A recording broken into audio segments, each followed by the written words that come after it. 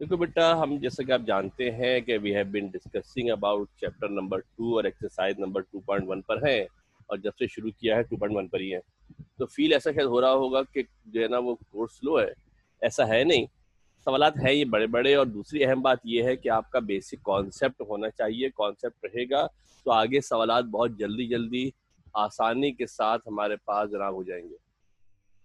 जल्दी जल्दी आसानी के साथ आपके पास जनाब सवाल जो है वो हो जाएंगे, अगर आपका बेसिक कॉन्सेप्ट एक दफ़ा बिल्ड हो जाएगा कोऑर्डिनेट ज्योमेट्री के हवाले से, क्योंकि आप वो चीज़ें पढ़ रहे हैं जो आपने आज से पहले नहीं पढ़ी। ओके, एनी हाउ, शुरू करते हैं अल्लाह के नाम से जो बड़ा मेहरबान और नहायत रहम वाला है।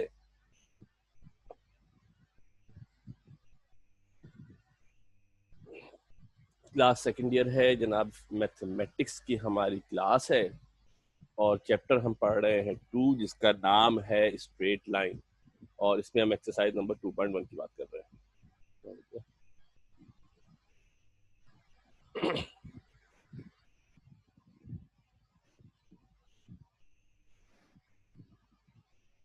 जैसा कि आप जानते हैं कि जो हमारी 2.1 एक्सरसाइज है वो 2.1 एक्सरसाइज हमारी इस पर बेस करती है। जो 2.1 हमारी मेरे बेटा जो एक्सरसाइज है वो डिस्टेंस फार्मूला पर बेस करती है। डिस्टेंस फार्मूला क्या कहते हैं, हमसे एक दफ़ा हम पहले भी कर चुके हैं, फिर बार बार आपको रिपीट कर देते हैं। डिस्टेंस फार्मूला आप जानते हैं। डिस्टेंस फार्मूला कहता है क्या? डिस्टेंस फार्मूला आपसे कहता है कि दो पॉइंट्स के दरमियान जो डिस्टेंस होता है P1 X1 Y1। अब तो सुन सुन के बोर हो गए होगे, मैं बता बता के बोर हो गया हूँ, बहरहाल फिर भी एक थोड़ा सुन लिया आप। डिस्टेंस फार्मूला ये कहता है कि दो पॉइंट अगर हमारे पास मौजूद है तो उनके दरमियान जो डिस्टेंस होता है D, जिसको PQ से रिप्रेजेंट कर सकते हैं।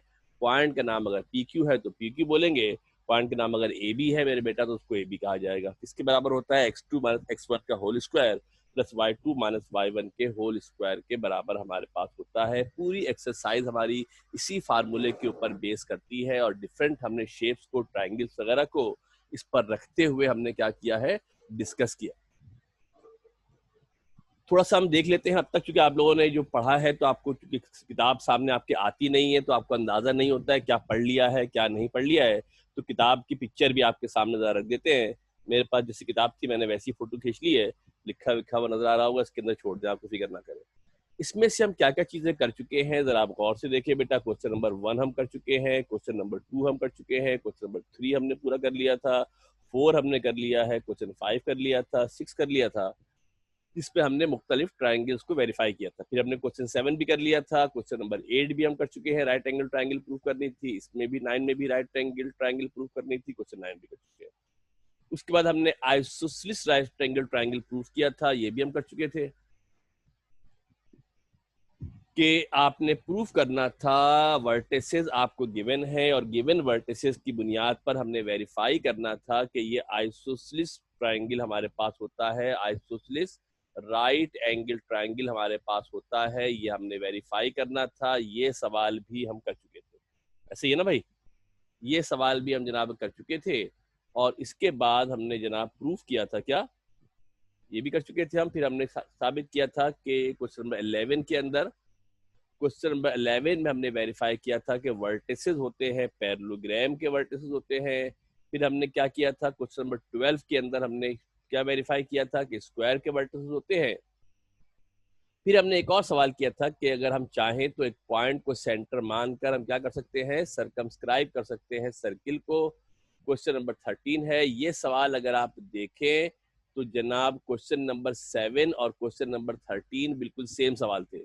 जब मैंने 7 कराया था उसी के साथ क्वेश्चन नंबर 13 हमने कराया था। इमेजेस आपको भेजेंगे, उसमें आप देख लीजिएगा। क्वेश्चन 14 अभी हमने नहीं किया है, क्वेश्चन 14 अभी हमने जनाब नहीं किया है, आप देख लें। ये क्वेश्चन 14 नहीं किया है हमने, 15 नहीं किया है, 16 नहीं किया है, और 17 और 18 क्वेश्चन अभी हमने नहीं किए हैं। इस वक्त हमारे कोर्स की ये पोजीशन है। राइट नाउ हम जहां पर मौजूद है इस वक्त हमारे कोर्स की ये पोजीशन है कि हमने ये 5 सवाल नहीं किए हैं। आज पूरी कोशिश करते हैं कि इसमें से जितने सवाल हो सकते हैं इसको वाइंड अप करने की जनाब कोशिश आज हम करेंगे। क्वेश्चन नंबर 18 से हम शुरू करेंगे। छोटा सा सवाल है, जितनी देर में आपको जरा फार्मूले का भी याद दहानी आपको हो जाएगी। 18, 17 छोटे छोटे सवाल है।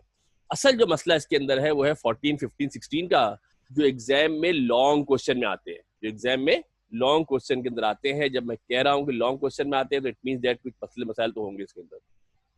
स्विच करते हैं जनाब अली हम किसके ऊपर, स्विच करते हैं जल्दी से, हम आते हैं क्वेश्चन नंबर 18 के ऊपर। किस पर आते हैं, क्वेश्चन नंबर 18 की बात करते हैं। show that for all values of theta the distance between the point x comma y and x plus mu cos theta और comma y plus mu sin theta is mu units। हमारे पास क्या सूरत हाल given है, एक point हमें given है, कौन सा मेरे बेटा, एक पॉइंट हमें गिवन है x कॉमा y, हमें एक पॉइंट गिवन है। दूसरा जो पॉइंट हमें गिवन है इसके दो हिस्से हैं, पता है ना, पॉइंट के दो पार्ट होते हैं, एक एब्सिस का होता है, दूसरा ऑर्डिनेट होता है।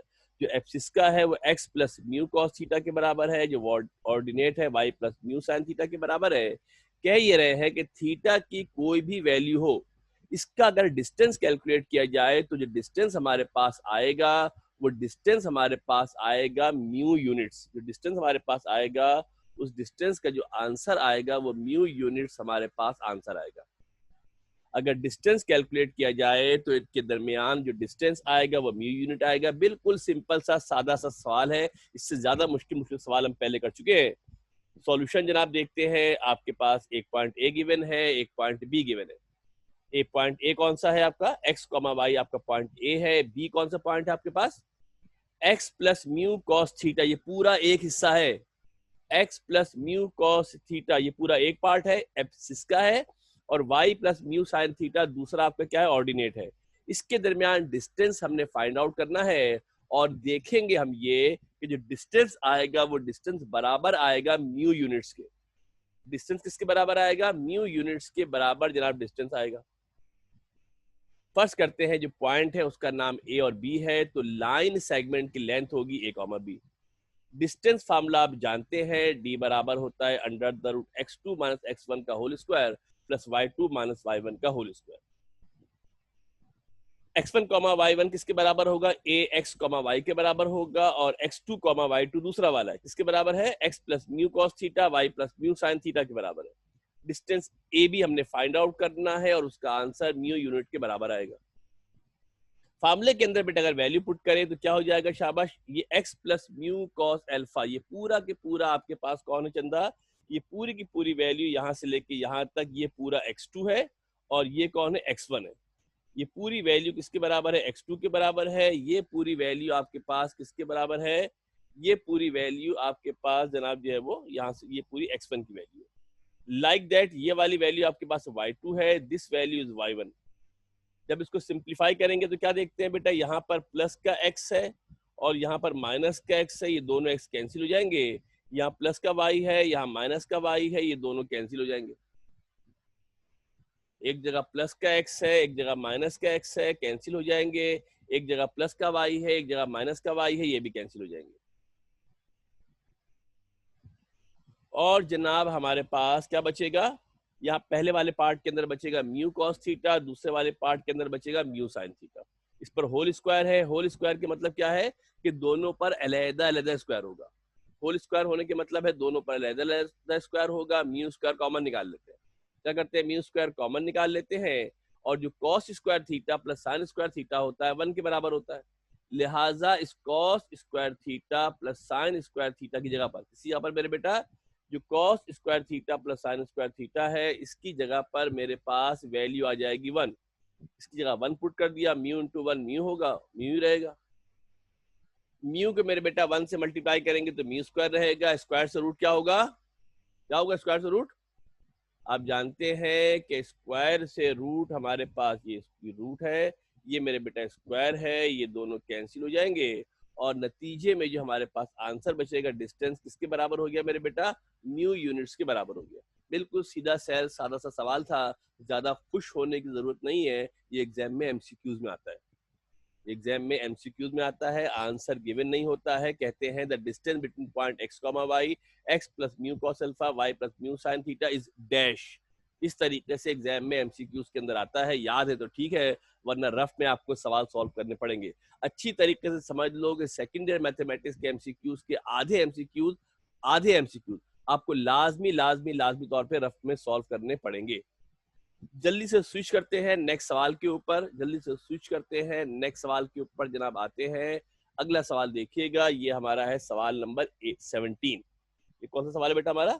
सवाल नंबर 17 हमारे पास जनाब सवाल है। जैसा कि आपको बुक की पिक्चर मेरे बेटा दिखा दी थी, 18 अभी हमने कर लिया, अब 17 क्वेश्चन करने जा रहे हैं। कौन सा करने जा रहे हैं बेटा? अब हम जनाब 17 क्वेश्चन हम यहाँ से करने जा रहे हैं। तवज्जो देके जरा गौर से देख लीजिएगा। 17 क्वेश्चन में क्या कह रहे हैं, तवज्जो देके देखिएगा। Show that 4 points 1,2 a + 1, a + 2, ये एग्जाम में आया हुआ सवाल है, ये एग्जाम में आया हुआ सवाल है, ध्यान से करना। a + 1, a + 2, 1, 2a + 2, 1 - a, 2 + a are the vertices of square, are the vertices of square. आप जानते हैं स्क्वायर क्या होता है मेरे बेटा? स्क्वायर वो फिगर होती है जिसकी चारों साइडें बराबर होती है। Square is a figure in which all 4 sides are of equal length. सवाल हमने कल भी किया था। कल हमारे पास जो सवाल था उसमें न्यूमेरिक वैल्यूज थी। आज हमारे पास जो वैल्यूज है वो सिंबल्स की फॉर्म में है। आज हमारे पास जो वैल्यूज है वो सिंबल्स की फॉर्म में है। वो बिला सबब ना सिंबल देखकर डर लगता है कि सिंबल्स की कैलकुलेशन आपने एक माइंड बनाया हुआ है कि नंबर की कैलकुलेशन तो हो जाएगी, क्योंकि ईमानदारी की बात है कैलकुलेटर के अंदर वैल्यू पुट करते हैं, आंसर निकल आता है। सिंबल्स की जब कैलकुलेशन करेंगे तो आपको डेफिनेटली सिंप्लीफिकेशन करनी पड़ेगी। एक पॉइंट हमारे पास ए है, 1,2 है। दूसरा पॉइंट कौन है? बी है, a + 1, a + 2। ये पूरा a + 1, ये पूरा x कोऑर्डिनेट है, a + 2 y कोऑर्डिनेट है। तीसरा c है, 1, 2a + 2, 1, 2a + 2 है, 1, 2a + 2 है। और जो चौथा हमारे पास कोऑर्डिनेट है, जो चौथा हमारे पास कोऑर्डिनेट हमारे पास है, जो चौथा हमारे पास कोऑर्डिनेट है 1 - a, 2 + a, 1 - a, 2 + a, ये चौथा कोऑर्डिनेट है। स्क्वायर के आपको 4 कोऑर्डिनेट दे दिए गए, स्क्वायर के 4 कोऑर्डिनेट दे दिए गए हैं। प्रूफ करना है, साबित करना है कि स्क्वायर है। कैसे स्क्वायर प्रूफ होता है? स्क्वायर प्रूफ होने के लिए चारों साइडों की लेंथ बराबर होती है। एक बात का हमेशा खसूसी ख्याल रखना, तवज्जो से गौर से सुन लो। एक बात का तवज्जो से खसूसी ख्याल रखना कि जब पॉइंट आपको जब भी दिए जाते हैं, पॉइंट आपको जब भी दिए जाते हैं मेरे बेटा, हमेशा तरतीब में दिए जाते हैं। पॉइंट आपको जब भी दिए जाते हैं, पहले अगर ए लिखोगे, ए के बाद बी लिखोगे, बी के बाद सी लिखोगे, सी के बाद डी लिखोगे। आगे पीछे नहीं कर सकते, आगे पीछे नहीं कर सकते। ये नहीं कि सी वाला नीचे कर दिया, बी वाला बाद में कर दिया, ऐसा मत करना। ये बुक की पूरी लॉजिक है कि सवाल आपको जितने भी दिए जाते हैं, जितने भी सवाल आपके पास मौजूद है, ये पॉइंट हमेशा, ये पॉइंट हमेशा, ये पॉइंट हमेशा हमारे पास जनाब अली, ये पॉइंट हमेशा हमारे पास जनाब क्या होते हैं? तरतीब में होते हैं, सीक्वेंस में होते हैं। इसको लिखने में अगर ये सी नीचे कर देते, बी ऊपर कर देते, तो पूरा सवाल तब बर्बाद हो जाएगा। करना क्या है? सिंपली बेटा चारों साइडों की लेंथ मालूम करनी है। चारों की लेंथ बराबर आ जाएगी, लेंथ बराबर आ जाएगी, इसके मतलब क्या है? चारों की लेंथ बराबर आ जाएगी, बराबर आ जाएगी, इसके मतलब है कि स्क्वायर है। तो वजह से देखिएगा, जल्दी जल्दी चलेंगे। कल हमने ये सवाल किया हुआ है, ये बहुत आसान है। हमने स्क्वायर ले लिया ए बी सी डी, जिसके वर्टिसेस क्या गिवन है? ए के वर्टिसेस है a, 1, 2, बी के नाम दे दिए। पहले आपको सिखाया हुआ है, बताया हुआ है कि जब भी कोई पॉइंट होगा उसको लाजमी नाम देंगे, क्योंकि जब तक नाम नहीं देंगे आप इक्वेशन फॉर्म नहीं कर सकते। जब तक नाम नहीं देंगे आप इक्वेशन फॉर्म नहीं कर सकते हैं। तो पहली बात जो आपने ध्यान में रखनी है, whenever you are doing coordinate geometry, whenever you have a point, you must have to name it. उसको आपको लाजमी लाजमी नाम देना पड़ेगा। A B C D P Q R S, जो दिल चाहे नाम दे दे, इट डजंट मैटर, मगर you must have to name that point. आपको उस पॉइंट को नाम देना पड़ेगा, because without the name you can not form equation, we can not form relation. लिहाजा हमने नाम दे दिए। यूजिंग डिस्टेंस फार्मूला, बेटा डिस्टेंस फार्मूले की बात करेंगे और डिस्टेंस को मालूम करेंगे। पहले निकाल रहे हैं ए बी। पहले क्या निकाल रहे हैं मेरे बेटा? A B. हम डिस्टेंस फाइंड आउट कर रहे हैं, तवज्जो देके गौर से देख लीजिएगा। पहला डिस्टेंस हम ए बी निकाल रहे हैं। जब ए बी की बात कर रहे हैं तो x1, y1 a हो गया, x1, y1 a1, 2 हो गया, x2, y2 a+1 और a+2 हो गया। तो वजह देखना बेटा, ये जो पूरा a+1 था हमारे पास, ये पूरा a+1 यहाँ आ जाएगा x2 की जगह पर, और जो 1 था ये आपका यहाँ आ जाएगा। यहाँ प्लस का 1 होगा, यहाँ माइनस का 1 होगा। ये दोनों 1 से 1 हमारे पास कैंसिल हो जाएंगे। क्या होंगे बेटा? दोनों 1 से 1 आपके पास, एक 1 एक पॉइंट से आएगा, दूसरा 1 दूसरे पॉइंट से आएगा, 1 से 1 कैंसिल हो जाएगा, लाइक दैट। यहाँ पर a+2 है, यहाँ माइनस का 2 है, 2 से 2 भी कैंसिल हो जाएगा। सिर्फ फार्मूले के अंदर वैल्यू पुट की हुई है, कुछ नहीं किया हुआ है। सिर्फ फार्मूले के अंदर वैल्यू सब्स्टिट्यूट की हुई है, कुछ भी नहीं किया हुआ है, ख्याल रखिएगा। सिर्फ फार्मूले के अंदर वैल्यू सब्स्टिट्यूट की हुई है, तवज्जो दे के समझ लो, गौर से ध्यान से देख लो। क्या किया है मेरे बेटा, ये मेरे पास जो पॉइंट था, ये मैंने वैल्यू पुट की, किसकी, x2 की वैल्यू पुट की, ये वैल्यू पुट की मैंने x1 की वैल्यू पुट की, लाइक दैट। ये x2 की वैल्यू पुट की, x1 की वैल्यू पुट की।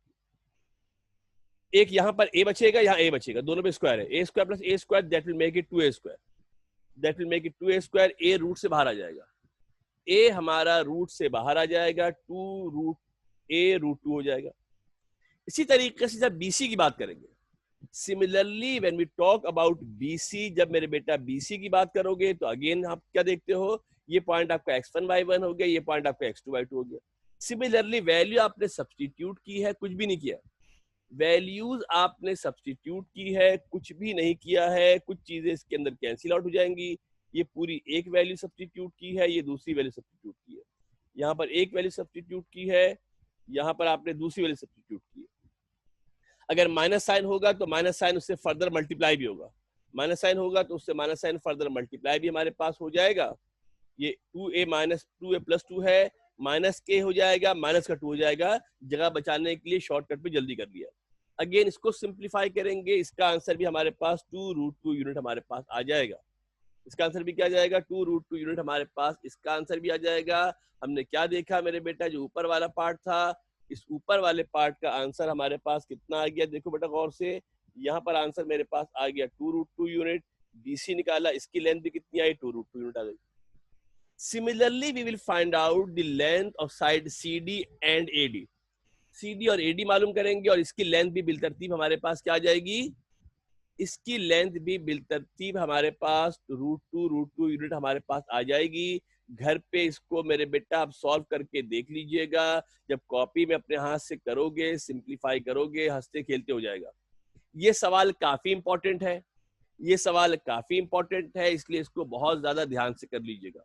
क्या देख रहे हैं मेरे बेटा, जो चारों हमारे पास लेंथ आई है, यहाँ पर भी a रूट 2, यहाँ पर भी a रूट 2, यहाँ पर भी a रूट 2, जब चारों की लेंथ बराबर हो जाएगी तो इसका मतलब क्या हो जाएगा कि they are the vertices of a square. चारों लेंथ बराबर हो जाएंगी तो इस जनाब ये वर्टिसेस जो होंगे वो स्क्वायर को रिप्रेजेंट करेंगे। अगर आप चाहें, एक काम अगर और करना चाहें तो एक काम और हो सकता है कि अगर डायगोनल की लेंथ मालूम करें तो दोनों डायगोनल की लेंथ बराबर आएगी। प्रैक्टिस चाहो तो घर पे कर लेना, जो AC की लेंथ आएगी वही BD की लेंथ आएगी।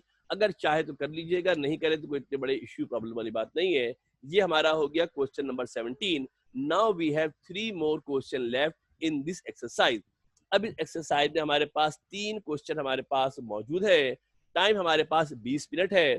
कोशिश पूरी ये करते हैं कि एक सवाल हमारा 20 मिनट के अंदर हो जाए। अब आप बोलोगे सर अजीब गरीब बात कर रहे हैं, 20 मिनट बाकी और कह रहे हैं एक सवाल, तो काफी तवील लेंदी सवाल है, लॉन्ग सवाल है, एग्जाम में लॉन्ग में आएगा, एग्जाम में लॉन्ग में सवाल आपका आएगा। बहुत इंपॉर्टेंट ये 3 सवाल जो हमारे नेक्स्ट है, ये 3 हमारे पास बहुत इंपॉर्टेंट, बहुत अहम सवालात हैं, जो हम 3 सवाल अगले करने जा रहे हैं। क्वेश्चन नंबर हमारे पास है 14, one of the most important question. Long के हवाले से 14 है, 15 है, थोड़े बड़े बड़े सवालात है, ध्यान से तवज्जो देके कीजिएगा।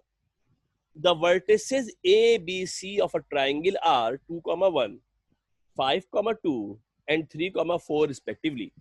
एक ट्राइंगल हमारे पास मौजूद है, उस ट्राइंगल के वर्टिसेस है 2,1, 5,2 and 3,4 respectively. Find the coordinate of the circumcenter. सर्कमसेंटर के कोऑर्डिनेट मालूम करने हैं, and also the radius of circum circle of the triangle. Triangle के सर्कम सर्किल का रेडियस भी मालूम करना है। तवज्जो से गौर से सुने, पहली बात कि सर्कमस्क्राइब सर्किल होता क्या है। सर्कमस्क्राइब सर्किल होता क्या है, पहले जरा इस चीज को समझने की कोशिश करें कि what is circumscribe circle. Circumscribe circle क्या होता है, एक ऐसा सर्किल जो किसी ट्राइंगल के वर्टिसेस से पास करे, ट्राइंगल के वर्टिसेस से पास करता है, उसको सर्कमस्क्राइब सर्किल कहते हैं। अभी डायग्राम आगे आपके सामने आ रही है, तवज्जो से गौर से बिल्कुल फोकस करके ध्यान से देखना। फोकस करके ध्यान से देखना है। जो लोग मोबाइल फोन इस्तेमाल कर रहे हैं, आपको पता होना चाहिए कि आप दोनों उंगलियों से जनाब उसको इनलार्ज कर सकते हैं। जिस पोर्शन पे डायग्राम बना रहा हूँ उसको इनलार्ज कर लेना, ताकि जरा आपको बेहतर तौर पे डायग्राम समझ में आ जाए।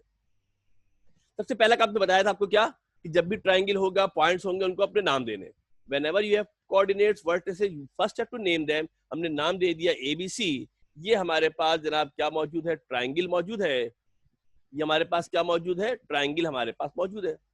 इस ट्राइंगल के 3 वर्टिसेस हैं। एक का नाम ए रखा मेरे बेटा, एक का नाम क्या रखा, बी रखा, और एक का नाम क्या रखा, सी रखा। ट्राइंगल के 3 वर्टिसेस थे। सिर्फ डायग्राम बना, इसमें डायग्राम बनानी पड़ेगी, ख्याल रखना है। ए एक वर्टेक्स है, एक वर्टेक्स बी है, एक वर्टेक्स सी है। अब सर्कमस्क्राइब सर्किल क्या होता है, सुनना गौर से। एक ऐसा सर्किल जो ट्रायंगल के वर्टिसेस से पास करे। कहां से पास करे, इस वर्टेक्स से पास कर रहा है, इस वर्टेक्स से पास कर रहा है, इस वर्टेक्स से पास कर रहा है। एक ऐसा सर्किल जो ट्रायंगल के वर्टिसेस से पास करता है, ऐसे सर्किल का नाम होता है circumscribe circle. A circle which passes through the vertices of a triangle is called circumscribed circle। अब इसका कोई सेंटर होगा। अब फर्ज करते हैं इसका जो सेंटर है, लेट इसका जो सेंटर है, फर्ज करते हैं इसका नाम है PXY। इसके सेंटर का नाम रख देते हैं PXY। जो सर्कमस्क्राइब सर्किल का सेंटर है, इसके सेंटर का नाम रखा है क्या मेरे बेटा, इसके सेंटर का नाम रखा है PX, Y। इसके सेंटर का नाम रखा है। और आप जानते हैं, you know that the distance of the centre to the circumference of circle always remains constant and is called radius. जो आपका सेंटर है, अगर हम सेंटर से लेकर सर्कमफेरेंस, सर्कमफेरेंस कहते हैं जो सर्किल की लाइन बनी है, और सर्किल कहां से पास कर रहा है, वर्टिसेस से पास कर रहा है। यानी अगर मैं डिस्टेंस निकालूं, P से C की बात करूं, या P से मैं A पर जाऊं, या P से मैं B पर जाऊं, P से कहां जाए मेरे बेटा, C पर जाए, A पर जाए, B पर जाए, ये सारे डिस्टेंस इक्वल होंगे, ये सारे डिस्टेंस बराबर होंगे। All these distances are equal. Centre से लेकर सर्कमफेरेंस तक का distance is equal and is called radius. इसको रेडियस कहते हैं। दूसरे अल्फाज में AP is equal to BP is equal to CP। AP is equal to BP is equal to CP। जितना डिस्टेंस A से P होगा, इतना ही डिस्टेंस B से P होगा, इतना ही डिस्टेंस क्या होगा, C से।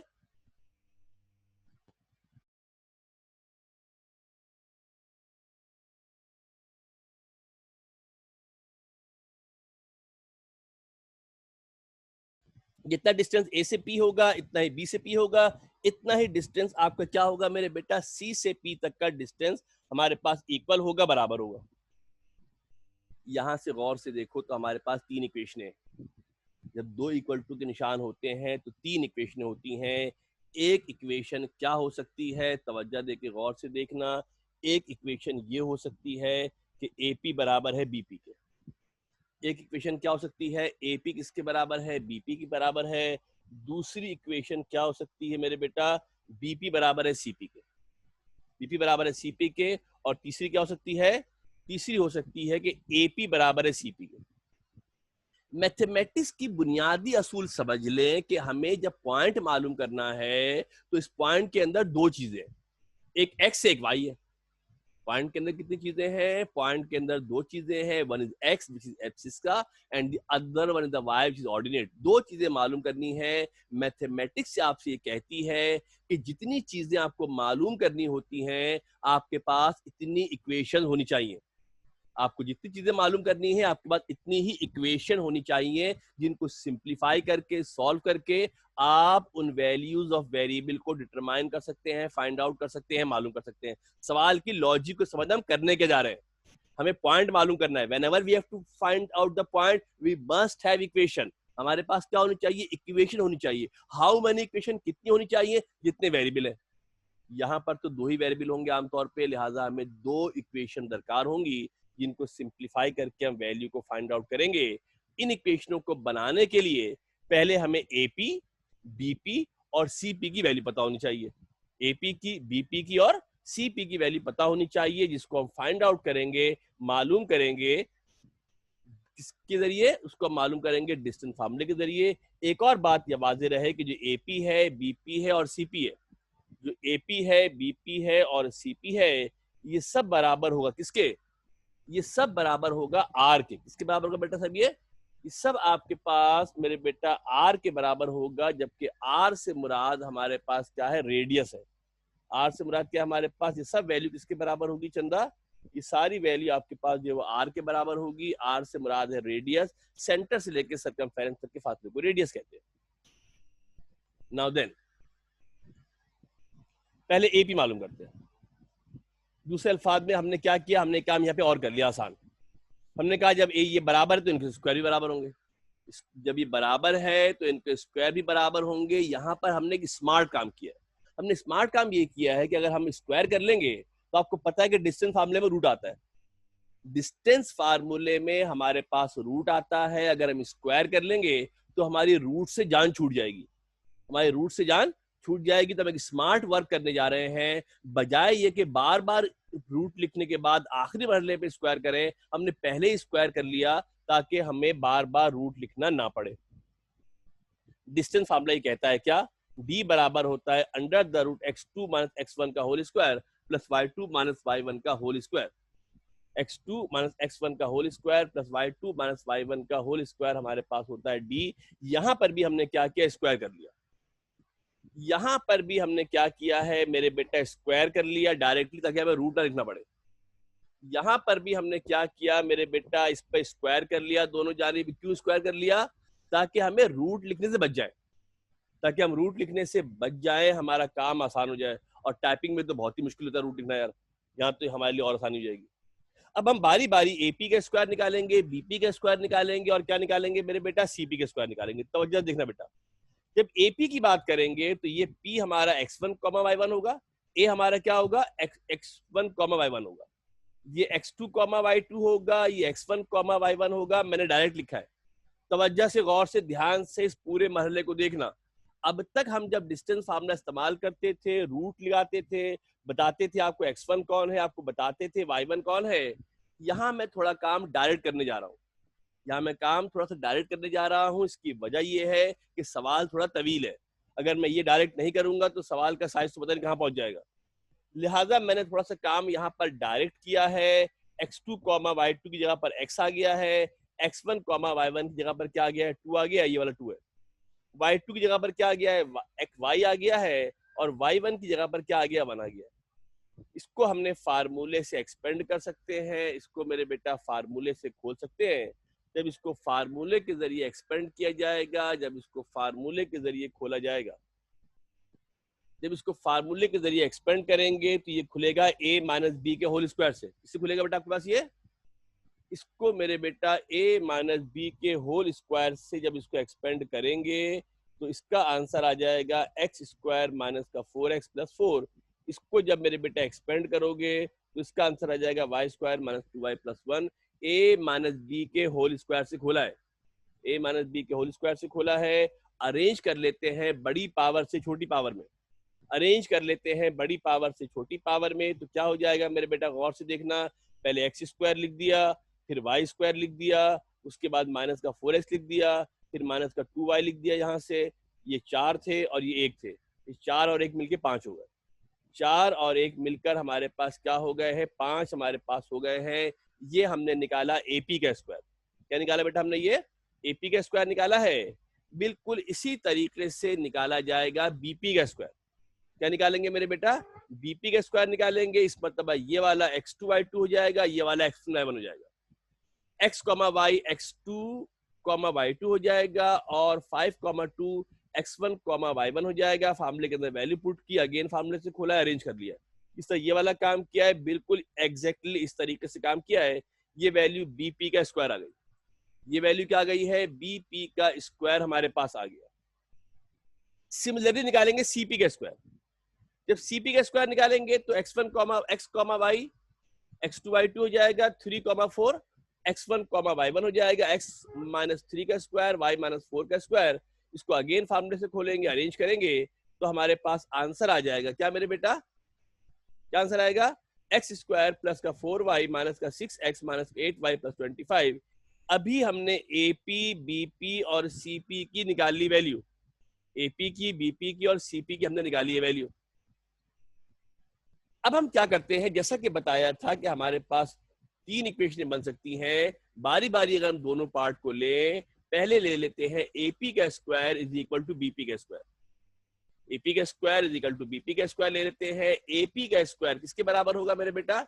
एपी की वैल्यू हमने यहाँ निकाली हुई है, एक्स